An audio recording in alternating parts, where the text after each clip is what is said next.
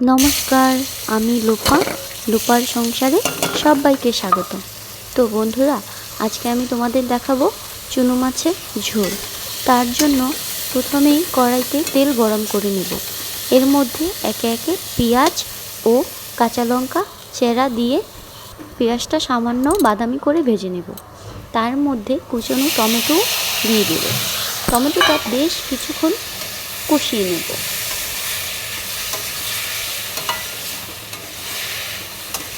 টমেটোটা 90% ভাজা হয়ে আসলে তার মধ্যে একে একে হলুদ ও মরিচ গুঁড়াটা আমি দিয়ে দেব। সাথে সামান্য পরিমাণ জল দিয়ে ভালো করে কষিয়ে নেব, যাতে মশলাটার থেকে তেলটা ছেড়ে দেয়।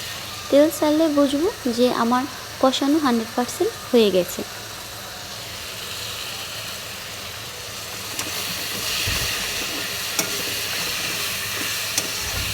তো কষানোটা যখন হয়ে যাবে তার মধ্যে আমি ঝোল দিয়ে দেব, যতটুকু পরিমাণ চাও তোমরা। আমি একটু কম পরিমাণে রেখেছি, কারণ ঝোলটা একটু মাখা মাখা হলে ভালো লাগে খেতে।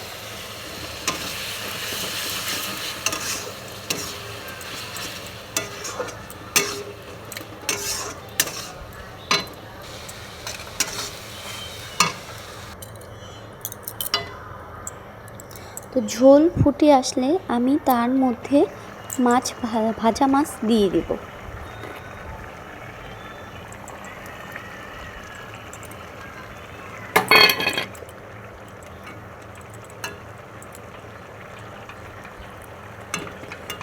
ভাজা মাছ দিয়ে কিছুক্ষণ ফুটিয়ে এর মধ্যে ধনেপাতা দিয়ে নামিয়ে নিলেই রেডি চুনো মাছের ঝোল।